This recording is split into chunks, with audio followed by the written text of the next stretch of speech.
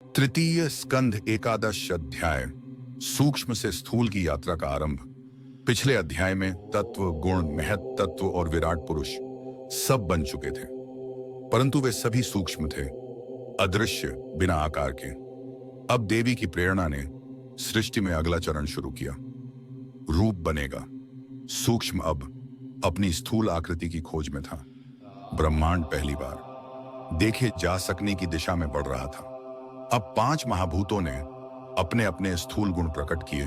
आकाश ध्वनि से आगे बढ़कर आकार का आधार बना, वायु स्पर्श से आगे बढ़कर गति का रूप बनी, अग्नि प्रकाश से आगे बढ़कर रूप का निर्माता बनी, जल रस से आगे बढ़कर तरलता और प्रवाह बना, पृथ्वी गंध से आगे बढ़कर स्थिरता और ठोस रूप बनी।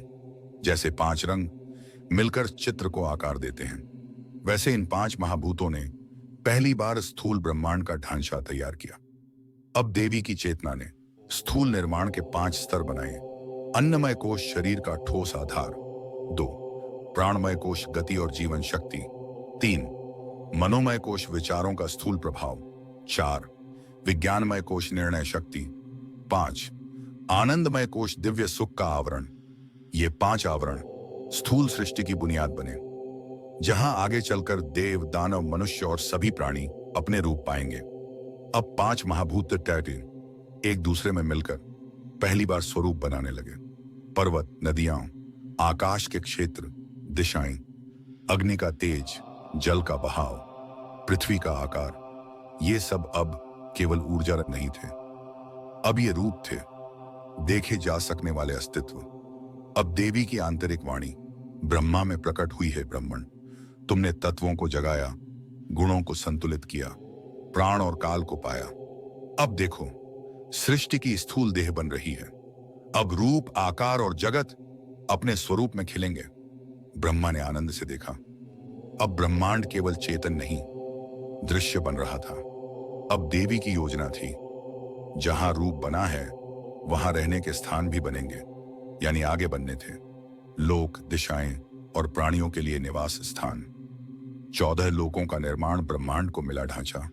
विराट पुरुष की स्थूल देह से सबसे पहले प्रकट हुए 14 लोकों पर के 7 लोक। 1 सत्यम, 2 तपः, 3 जनः, 4 मह, 5 स्व और 6 भुवः यानी 7 भूहु की नीचे के 7 लोक। 1 अतिल की फरियद अवोदिल, सतल 4 तलातल 5 महातल उस 6 और सातल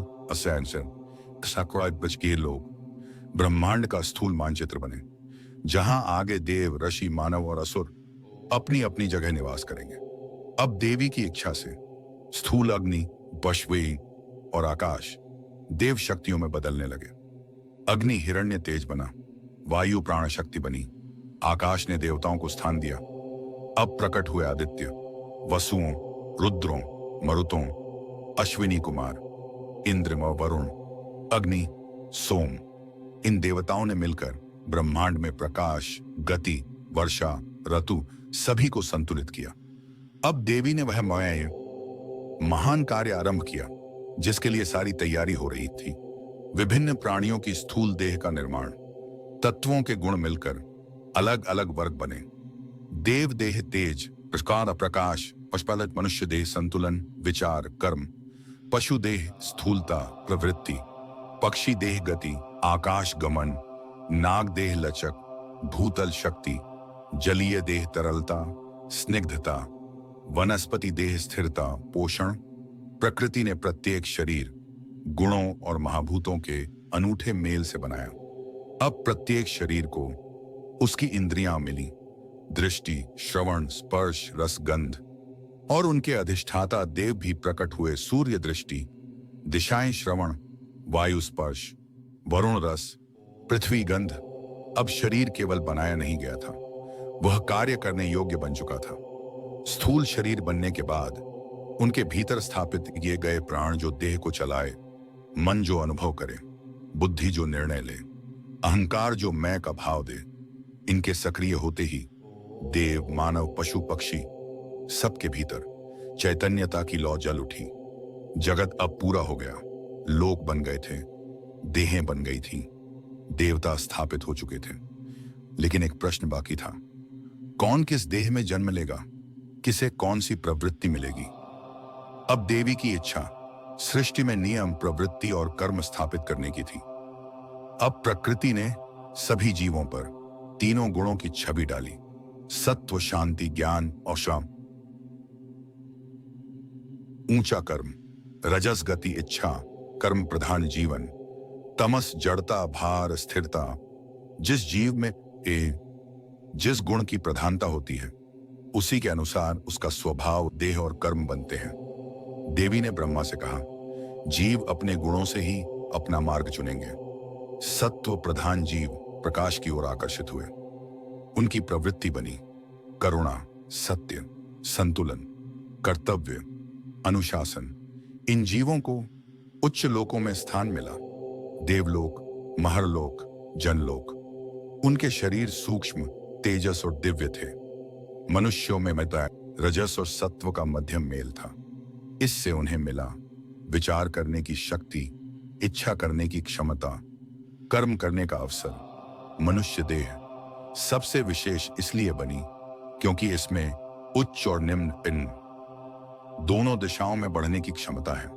तमस प्रमुख होने पर जीवों की प्रवृत्ति बनी भोजन और सुरक्षा, नींद और आलस्य, प्रवृत्ति आधारित कर्म, सीमित समझ। ऐसे जीव पशु, पक्षी, जलीय, कीट, पतंग आदि रूपों में प्रकट हुए।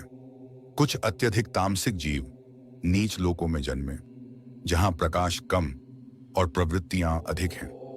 अब देवी ने सृष्टि का सबसे महत्वपूर्ण नियम स्थापित किया, कर्म का चक्र। उन्होंने कहा, जीव जो करेगा वही पाएगा, कर्म ही देह देगा, कर्म ही सुख दुख देगा। अब जन्म, जीवन और मृत्यु एक निरंतर प्रवाह बन गए, कर्मबद्ध, गुण आधारित। मन जीव का असली चालक। अब देवी ने ब्रह्मा से कहा, देह तो बाहरी वस्तु है, पर असली यात्रा तो मन से चलती है। फिर मन को 3 परतों में बांटा। विचार जो हम सोचते हैं, संस्कार जो बार बार सोचकर गहराई में धंस जाता है, वासना वह शक्ति जो जीव को किसी दिशा में खींचती है। इन्हीं से जीव का जीवन बनता बिगड़ता है। वासनाओं की उत्पत्ति पिछले कर्मों से। प्रत्येक जीव नई देह लेकर जन्मता है, लेकिन उसके अंदर पुरानी इच्छाएं, अधूरी कामनाएं, पिछले जन्म के प्रभाव सब साथ आते हैं। देवी ने कहा, मन पिछले जन्म का बीज है और वही नए जीवन का फल बनता है। जिस जीव में जैसी वासना गहरी होती है, उसी दिशा में उसका जीवन चल पड़ता है। सत्व से जन्मने वाली वासनाएं, सत्य की खोज, सेवा और करुणा, ध्यान और शांति, धर्म में रुचि, संयम। ऐसे मन वाले जीव उच्च लोकों और पवित्र कर्मों की ओर बढ़ते हैं। उनका जीवन सादा, शांत और प्रकाशपूर्ण होता है। रजोगुण से उत्पन्न वासनाएं, सफलता की इच्छा, भोग की आकांक्षा, नाम और मान की चाह, कर्म करने का उत्साह, प्रतिस्पर्धा, ये ही प्रवृत्तियां मनुष्य को कर्म के बंधन में उलझाती भी हैं और आगे बढ़ाती भी हैं। ऐसे मन वाले जीव मध्य लोकों में आते हैं, धर्म और अधर्म के बीच संतुलन खोजते हुए। तमस से उत्पन्न वासनाएं, क्रोध, लोभ, आलस्य, हानि पहुंचाने की इच्छा, जड़ विचार, इनसे जीव नीचे की ओर जाता है, पशु योनि, स्थावर योनि या अंधकारमय लोकों में। तमस वासना को भारी बना देता है और जीव अपनी ही जंजीरों से बंध जाता है। वासना ही अगले जन्म की दिशा बनती है। देवी ने स्पष्ट कहा, जीव जिस इच्छा को सबसे गहराई से पकड़े रहता है, वही इच्छा उसका अगला जन्म बन जाती है। जो भगवान का ध्यान करता है, ऊंचे लोकों में जाता है। जो भोग चाहता है, मनुष्य लोक में आता है। जो हिंसा व अंधकार चाहता है, नीचे के लोकों में गिरता है। इस प्रकार वासना अगला जन्म बन जाती है। अध्याय का सार मन ही संसार है। मन विचारों से बनता है, विचार संस्कार बनते हैं, संस्कार वासना बनते हैं, वासना कर्म बनाती है और कर्म जन्म तय करता है। देवी ने कहा, जीव यदि मन को जीत ले तो संसार को जीत लेता है। देह, प्राण और मन जीव को कर्म से बांधने वाली 3 परतें। देवी ने ब्रह्मा से कहा, जीव एक नहीं है, उसके ऊपर 3-3 आवरण चढ़े हैं। स्थूल देह 5 महाभूतों से बनी, सूक्ष्म देह मन, बुद्धि और अहंकार, कारण देह, कर्मों और वासनाओं का बीज, ये तीनों परतें मिलकर जीव को संसार से बांध देती हैं। स्थूल देह कर्म का मंच, देह वही मिलती है जिसे जीव अपने पिछले कर्मों से अर्जित करता है। देह के माध्यम से ही आनंद मिलता है, दुख मिलता है, सीख मिलती है और नया कर्म होता है। देवी ने कहा, जीव देह को पाकर जैसे कलाकार मंच पाता है, सूक्ष्म देह असली बंधन यहीं छिपा है। सूक्ष्म देह में चिपके रहते हैं विचार, संस्कार, इच्छाएं, भय, आसक्ति। जब स्थूल देह मर जाती है, सूक्ष्म देह जीव को अगले जन्म में ले जाती है। इसीलिए इसका बंधन सबसे गहरा कहा गया है। कारण देह कर्म का बीज भंडार। कारण देह अदृश्य है, लेकिन सबसे शक्तिशाली यहीं छिपे रहते हैं। अनगिनत कर्मों के बीच, अधूरी इच्छाएं, अपूर्ण संकल्प, जन्म जन्मांतर की प्रवृत्तियां, जब ये बीज पकते हैं तभी नया जन्म निर्धारित होता है। प्राण देह को चलाने वाली दिव्य धारा। प्राण 5 रूपों में देह में चलता है। 1. प्राण हृदय में। 2. अपान नाभि से नीचे। 3. समान पाचन में। 4. उदान गले से ऊपर क्षयान। 5. व्यान पूरे शरीर में। देवी ने कहा, जब प्राण देह से निकलता है तभी मृत्यु होती है। प्राण और मन एक दूसरे से बांधे हैं। जहां मन जाता है उधर प्राण बहता है। मन और कर्म जन्म मृत्यु का असली चक्र। मन इच्छा करता है, प्राण उसे शक्ति देता है, देह कर्म करती है। कर्म परिणाम बनता है, परिणाम संस्कार बनता है, संस्कार वासना बनता है और वासना अगला जन्म बन जाती है। इसी को देवी ने कहा, जीव अपने ही कर्मों का लेखक है। अध्याय का सार बंधन भी स्वयं, मुक्ति भी स्वयं। देवी ने कहा, जिस दिन मन शांत होगा उसी दिन जीव मुक्त हो जाएगा। मृत्यु के बाद जीव की यात्रा, सूक्ष्म देह का मार्ग और अगले जन्म की ओर बढ़ता प्रवाह। मृत्यु देह का टूटना, जीव का नहीं। देवी ने ब्रह्मा से कहा, मृत्यु अंत नहीं है, मृत्यु केवल वस्त्र बदलना है। जब स्थूल देह थक कर गिर जाती है, प्राण धीरे धीरे उसके सभी द्वारों से हटने लगता है।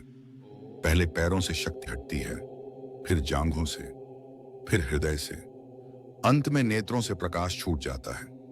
लेकिन जीव सूक्ष्म और कारण देह सहित अविनाशी रूप में बाहर निकल आता है। मृत्यु के क्षणों में 5 प्राण एक बिंदु में सिमटते हैं। प्राण ऊपर खींचता है, अपान नीचे से मुड़कर जुड़ता है, समान भीतर संतुलित होता है, उदान जीव को उठा लेता है, व्यान शरीर से विदा की तैयारी करता है।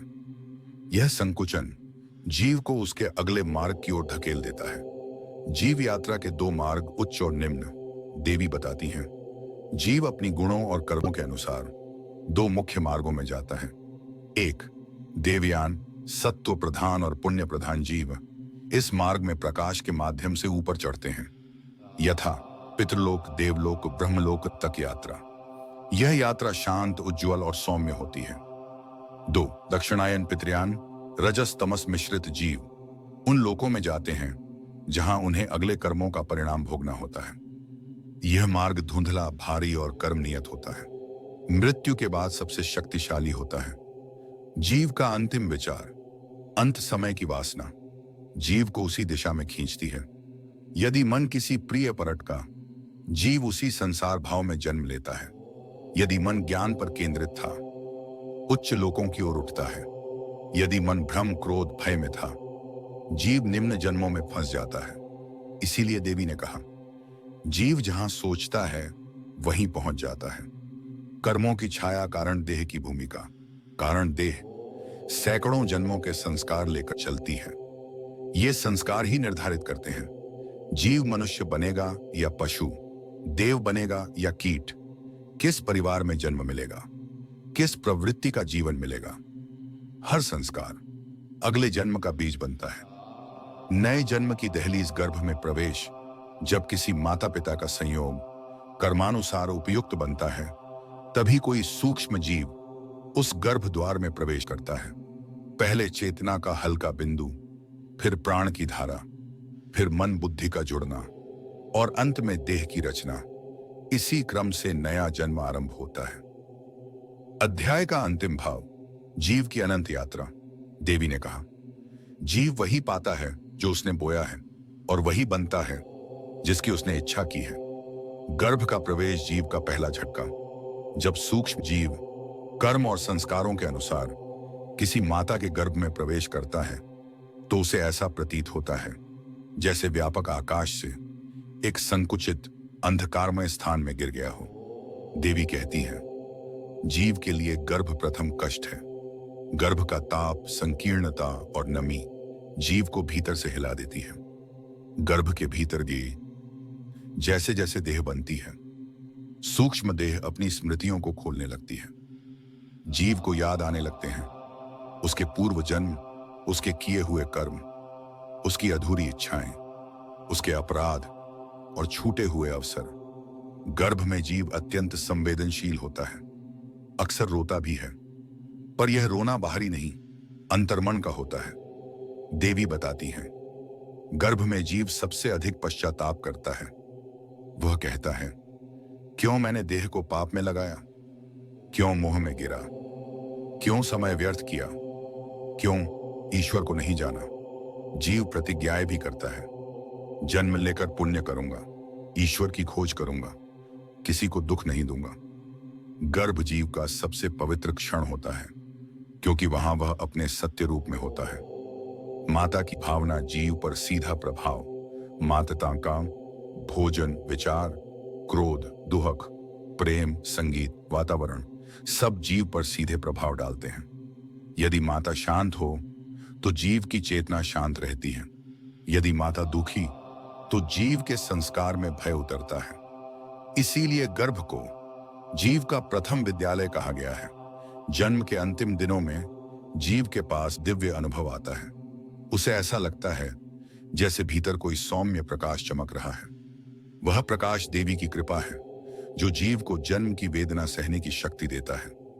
देवी कहती हैं, जन्म भी एक मृत्यु सा अनुभव है, इसलिए मैं हर जीव के साथ रहती हूं। जैसे ही जीव गर्भद्वार से बाहर आता है, एक दिव्य आवरण उसकी स्मृति पर पड़ जाता है। गर्भ में जो कुछ याद था वह सब धीरे धीरे ढक जाता है। कारण, यदि जीव अपने पिछले जन्मों को सब याद रखता तो वह वर्तमान कर्म न कर पाता। इसलिए प्रकृति उसकी स्मृति बंद कर देती है, पर संस्कार खुले रहते हैं। यही संस्कार उसके स्वभाव बनते हैं। अध्याय का अंतिम भाव जन्म शुरू, यात्रा जारी।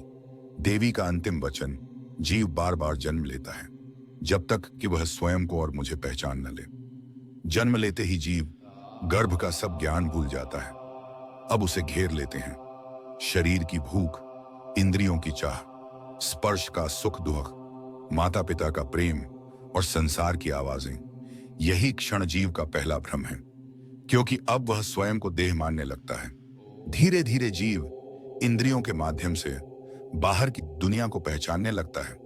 इंद्रियां उसे खींचती हैं, आंखें रूपों की ओर, कान ध्वनियों की ओर, जीभ स्वादों की ओर, नाक सुगंधों की ओर, त्वचा स्पर्श की ओर। देवी कहती हैं, इंद्रियां रस का वचन देती हैं लेकिन बंधन का फल देती हैं। जीव बड़ा होता है तो समाज उसे बताता है, यह तेरा नाम है, यह तेरा धर्म है, यह तेरा परिवार है, यह तेरा कर्तव्य है। धीरे धीरे जीव अपनी वास्तविक पहचान, अमर आत्मा को भी बस को भूलकर इस नई पहचान में बंध जाता है। जैसे जैसे देह विकसित होती है वैसे वैसे भीतर छिपे संस्कार जागते हैं। राग, आकर्षण, द्वेष, घृणा, लोभ, मोह, क्रोध, अभिमान, ये कोई नई चीज नहीं है। ये संस्कार पिछले जन्मों का ही विस्तार है। यही संस्कार जीव को उस दिशा में धकेलते हैं जहां उसका गुण स्वभाव उसे ले जाना चाहता है। जीव हर दिन सोचता है, बोलता है, करता है। हर सोच कर्म बनती है, हर शब्द कर्म बनता है, हर क्रिया परिणाम बनती है। धीरे धीरे कर्म का एक विशाल जाल बन जाता है जिसे जीव स्वयं ही बुनता है और फिर उसी में फंसता है। देवी कहती हैं, जीव अपने ही कर्मों का शिकारी है और अपने ही कर्मों का शिकार भी। जन्म के बाद जीव सबसे अधिक बंध जाता है, परिवार के प्रेम में, वस्तुओं की चाह में, नाम और यश में। भय और सुरक्षा की चिंता में यही मोह उसे सत्य से दूर हटाता है। मोह के कारण जीव मृत्यु को भी नहीं समझता, वह देह को स्थायी मान लेने की भूल करता है। देवी कहती हैं, जीव संसार से नहीं बंधा, अपने मन से बंधा है। बाल्यावस्था मासूम सुख पर अचेतन बंधन। जन्म के बाद का प्रारंभिक समय बाल्यावस्था निर्मल लगता है, पर भीतर से यह बंधन की शुरुआत होती है। जीव मिठास, स्पर्श और खिलौनों में सुख खोजता है, दुख को रोकर प्रकट करता है, इंद्रियों का रस पहली बार महसूस करता है। यहां कर्म नहीं बनते, संस्कार बनते हैं। यही संस्कार आगे जाकर उसके स्वभाव का भाग बनते हैं। किशोरावस्था इच्छाओं का उदय, मन का तूफान। अब जैसे ही देह बढ़ती है, इंद्रियां ताकत पकड़ती हैं। यहां सबसे तीव्र होता है इच्छा, कल्पना, आकर्षण, गुस्सा, उत्साह, अहंकार। यही वह समय है जब जीवन का रास्ता बनना शुरू होता है। जीव को लगता है कि दुनिया उसकी है, पर असल में दुनिया उसे बांधने लगती है। देवी कहती हैं, किशोर मन आग की तरह है। यदि दिशा मिले तो वह प्रकाश बनता है, यदि न मिले तो वह दुख बन जाता है। युवावस्था कर्म, मोह और जिम्मेदारियों का आरंभ। यही वह अवस्था है जहां जीव सबसे अधिक कर्म करता है। प्रेम, बड़ी बड़ी योजनाएं। युवावस्था वह समय है जब जीव को लगता है कि वह सब कुछ नियंत्रित कर सकता है, पर यही समय सबसे अधिक कर्म बंधन भी देता है। इसी अवस्था में जीव अधिक रचता है और अधिक उलझता भी है। मध्यावस्था संसार का भार और कर्मों का फल। धीरे धीरे जीवन की गति बदलती है। अब जीव कर्तव्यों में डूबता है, देने और पाने का चक्र चलता है। आय, परिवार, रिश्ते सब भारी होने लगते हैं। कई कर्मों के परिणाम सामने आते हैं। यही वह समय है जब जीव के भीतर प्रश्न उठने शुरू होते हैं। क्या यही जीवन है? मैं कहां जा रहा हूं? मेरे कर्मों का क्या फल होगा? इसे ही जागरण का प्रथम संकेत कहा गया है। वृद्धावस्था देह का ढलना, पर स्मृतियों का भार। अब देह साथ छोड़ने लगती है। आंखें कमजोर, हाथ कांपते, मन जल्दी थक जाता, प्राण का तेज घटता जाता है। लेकिन स्मृतियां बढ़ती हैं। जीव हर पल अपने किए अनकिए कर्म याद करने लगता है। यही वह समय है जब सच्चाई धीरे धीरे सामने आती है। जो पीछे दौड़ता रहा वह सब यहीं रहने वाला है। धीरे धीरे मन संसार के मोह से हटने लगता है, पर देह उतनी शक्ति नहीं देती। यह विरोध, इच्छा और असमर्थता वृद्ध का सबसे बड़ा कष्ट है। जब आयु पूर्ण होने लगती है, प्राण देह से अलग होने लगता है। श्वास भारी, देह शिथिल, मन डोलता, स्मृति उजली या धुंधली, कर्मों की छाया सामने। कुछ लोग भय में गिरते हैं, कुछ पश्चाताप में डूबते हैं, कुछ ईश्वर को याद करते हैं। उसी क्षण जीव की अंतिम दिशा निर्धारित होती है। अंतिम विचार जीव के अगले जन्म का बीज बन जाता है। देवी कहती है, जीवन नदी है, मृत्यु उसका समुद्र। जो इस यात्रा को समझ लेता है वही मुक्त हो जाता है। मृत्यु के बाद जीव का मार्ग यमदूत, देवदूत, कर्मफल और सूक्ष्म यात्रा। अंतिम श्वास के बाद जीव सूक्ष्म देह में प्रवेश करता है। जैसे ही अंतिम श्वास टूटती है, स्थूल देह वहीं रह जाती है। जीव तुरंत प्रवेश करता है मन, बुद्धि, अहंकार और कर्म संस्कारों से बनी सूक्ष्म देह में। देवी कहती है, स्थूल देह मिट्टी को लौटती है, पर सूक्ष्म देह ही जीव को आगे ले जाती है। अब जीव अपनी पूरी जिंदगी का भार लेकर अगले मार्ग की ओर बढ़ता है। दो प्रकार के दूत आते हैं, यमदूत या देवदूत। मृत्यु के क्षण के बाद पहला निर्णय होता है, कौन आएगा? यदि जीवन बांधने वाला था, क्रोध, छल, हिंसा, लालच, अत्यधिक मोह, तो आते हैं यमदूत। जिस रूप में जीव ने बुरे कार्य किए, उसी भय में वे उसे बांधते हैं। यदि जीवन शुभ था, सेवा, सत्य, श्रद्धा, संयम, ईश्वर स्मरण, तो आते हैं देवदूत। शांत, उज्जवल, दिव्य रूप, सुगंधित वायु जैसी सुखद अनुभूति और जीव को बिना भय आगे ले जाना। इसी क्षण जीव अपने कर्मों की पहली झलक देख लेता है। सूक्ष्म यात्रा आरंभ, मन ही स्वर्ग और मन ही नरक। अब जीवक सूक्ष्म मार्ग में प्रवेश करता है, जहां मन ही संसार है। विचार रूप बन जाते हैं, कर्म दृश्य बन जाते हैं, स्मृतियां वास्तविक अनुभव बन जाती हैं। देवी बताती हैं, सूक्ष्म लोक में जीव अपने मन में जो भी रखता है उसे तुरंत अनुभव करता है। इसीलिए शुभ मन प्रकाश की ओर जाता है और अशुभ मन अंधकार में डूबता है। ऐसा जीव देवदूतों के साथ विशेष मार्ग पर जाता है। मन हल्का, भय नहीं, सुगंधित वायु, मधुर ध्वनियां, यह मार्ग ले जाता है। पितृलोक, देवयान या किसी शुभ लोक में जहां आगे का जन्म मिलता है, उसके शुभ कर्म एक उज्जवल घेरा बनकर उसे सुरक्षा देते हैं। पाप कर्मों वाला जीव यमपथ, ऐसे जीव का मार्ग भारी और अंधकारमय हो जाता है। उसे जो भय जीवन में छिपाकर रखा था वही अब सामने आता है। रास्ता कांटकों जैसा, भयभीत आवाजें, स्मृतियों का बोझ, अपने किए गए कर्मों की चुभन। यमदूत केवल कर्मों का परिणाम दिखाते हैं, वे दंड नहीं देते। कर्म ही दंड बन जाता है। कोई भी जीव हमेशा के लिए स्वर्ग या नरक नहीं जाता, सब कर्म पर निर्भर है। अत्यधिक शुभ कर्म उच्च लोक, अत्यधिक अशुभ कर्म नीच लोक, मिश्रित कर्म पुनर्जन्म। देवी कहती हैं, जन्म बिना जीव नहीं और कर्म बिना जन्म नहीं। इसीलिए जीव उसी घर में, उसी परिस्थिति में, उसी आस परिवार में फिर लौटता है जहां उसके अधूरे कर्म रहते हैं। अध्याय का अंतिम भाव, यात्रा कभी रुकती नहीं। देवी कहती हैं, जीव अमर है, देह बदलती है, कहानी चलती रहती है।